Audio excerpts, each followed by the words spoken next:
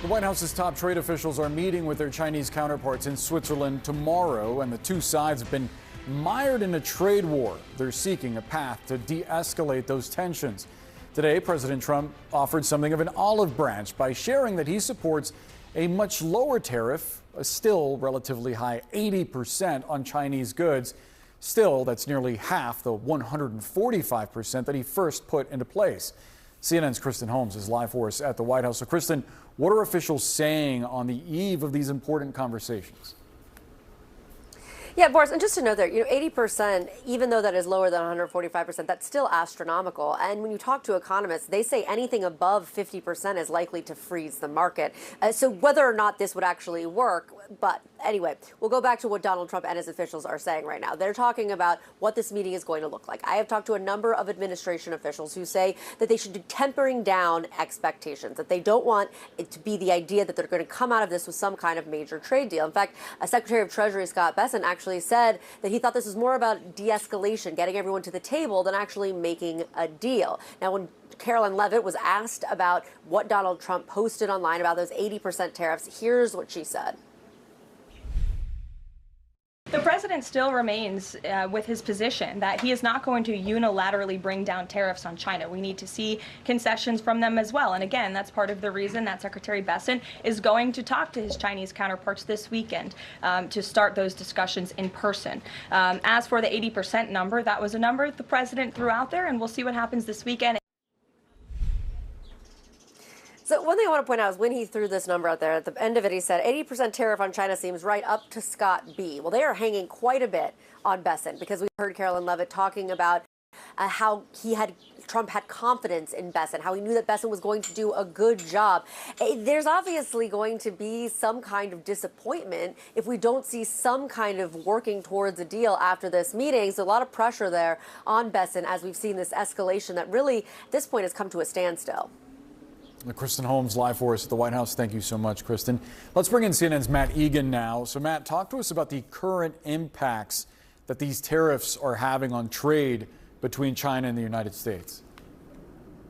Yeah, Boris, look, there is so much riding on these meetings in Geneva because you still have a situation where the world's two biggest economies are in a full-blown trade war. These are sky-high tariffs, and the clock is ticking, right? The longer this goes on, the more damage to the economy, and yeah, the more damage to world trade. We just learned today from China that their exports into the United States plunged by 21% in April, and we've seen that shipments from China into the port of Los Angeles have plunged. Analysts warn that we could be days or weeks away from a COVID-style supply chain meltdown that potentially causes shortages. Of course, this meltdown would be largely self-inflicted.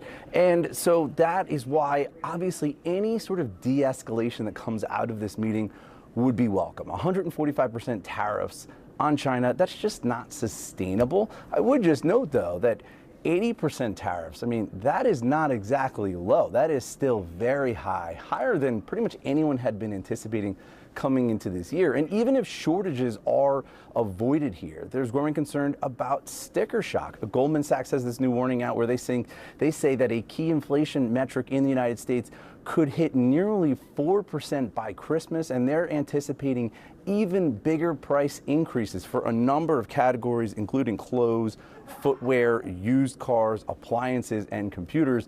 Boris, they're warning that essentially this trade war could end up undoing a lot of the progress in the war on inflation.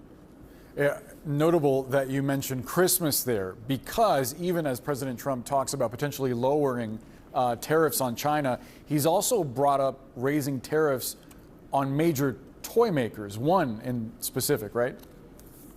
Yeah, that's right. We're talking about Mattel. That's the company behind toys including Barbie, Fisher-Price, and those Hot Wheel monster trucks that my kids love. Now, Mattel warned recently that because of tariffs, they're going to have to increase U.S. prices. And the CEO of Mattel also said that he doubts that even with these tariffs, we're going to have a situation where toy manufacturing comes back to the United States. Now, the president had a chance to respond to that in the Oval Office yesterday. Take a listen to what he said. Let him go, and we'll put 100% tariff on his toys, and he won't sell one toy in the United States, and that's their biggest market. I heard that. I mean, I watched this guy talking about how I'm going to go counter. I said, well, I wouldn't want to have him as an executive too long. So there you heard the president going directly after Mattel and its CEO. I would just note, though, that 100% tariffs, that would obviously dramatically increase the price that Americans are paying when they're trying to buy Barbies or Hot Wheels or other toys, if they could even get it. But it is notable to hear the president just a few days after Mattel came out with this price hike announcement, going right back after the company. Boris? Yeah, interesting. Matt Egan, thanks so much for the reporting. Brianna? The impact from this trade war has been significant, especially at the busiest port in the U.S., which is the Port of Los Angeles. Gene Soroka is with us now. He's the executive director at the Port of Los Angeles. Gene, great to have you back here. We had heard on Wednesday night from the Port of Seattle commissioner that they had no container ships in port. That was the first time they'd seen that since the height of the pandemic. Last time you and I spoke here recently, you were expecting a 35% drop in port traffic this week. What are you seeing? Good afternoon, Brianna. Yes, we saw that drop this week. And when we close the books tomorrow night, we'll be down about 31% in volume compared to the same time last year. We've welcomed 16 ships into the Port of Los Angeles this week. 4 vessels were canceled. In the end, we've got another 13 vessels that have been canceled for the balance of May, making up a little more than 20% overall of what we expected. So we have now seen the impact right here on the docks. So you're seeing a real diminished volume coming in there. This morning, the president said the tariffs on China could be 80%, that they could go down. Now, I will say there are questions as to whether that is an overture rather than an actual number that he wants to see as an end goal. The White House is saying this isn't a unilateral thing. This would be part of, obviously, some talks that they're having. But when you look at that number, it's still really big, 80%. Would that help, or is that just still too big to really make a difference? I think it's too big to make any difference. And I haven't heard from any merchandisers or procurement folks that said a number like that would get them to start up buying again from China. Oh, that's a really important thing to note. At what point do longshoremen, dock workers, mechanics, truck drivers start seeing layoffs in your experience? Yeah, we're starting to see that right now. There are 33 work groups out on the docks today. We call them labor gangs. 33. And there's about 25 members to each one of those labor gangs. In the past several recent Friday numbers, we've been between 40 and 50 labor gangs out on the docks. With 8 ships in port today, we're starting to see the dock workers go back to the hiring hall. Okay, so explain what that means. Are they sort of furloughed? Are their hours reduced? How does it work? How does that affect their take-home pay? It gets cut. And what you'll see are the folks go back to the hiring hall looking for other jobs of similar timing and interest.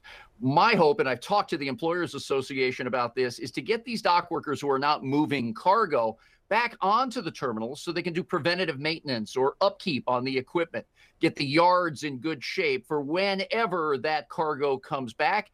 It's rarely an occasion with a dip in volume that you can go out and do all that maintenance work. So that's what we'd like to see happen right now. Yeah, I mean, no doubt that's needed, and it's tough to find time to do that when things are buzzing. When do shoppers, right? When do consumers go into the store, start feeling the effects of what you are seeing in port? I think it's going to be pretty quick, Brianna. This week were the first arrivals by container ship where the tariffs from China were applied at these very high 145% levels, making a product from China now 2.5 times more expensive than it was just last month. Those cost increases are going to be passed on to us as consumers. And if you're importing parts and components for American factories, they will see those costs pass on as well. Gene, if you could speak directly to the president, what would you say to him? there are real impacts on the ground. Now, with these policies and the change in direction, we may see more American manufacturing. I'd like to focus on more American exports, whether it's agriculture, where we only consume as American citizens about a third of what the American farmer grows. And let's try to open up our markets overseas to American manufacturers. LA County is the largest employee base of manufacturing jobs in the country at 390,000 folks. Yet they export only 1% of the goods they make. Let's focus on these two areas to begin and see what we can do to open up markets overseas as part of these negotiations. Gene Soroka, great to speak with you and see what you're seeing there in the Port of LA. We appreciate your time today.